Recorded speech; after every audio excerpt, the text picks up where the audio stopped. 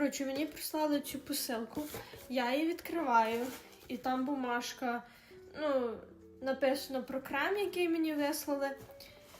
І потім випадають такі маленькі бумажки. І я така, ага, що це таке?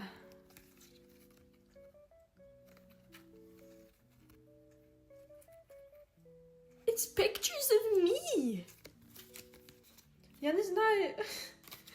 Я не знаю, чого вони мені вислали їх, звісно, але це дуже прикольно.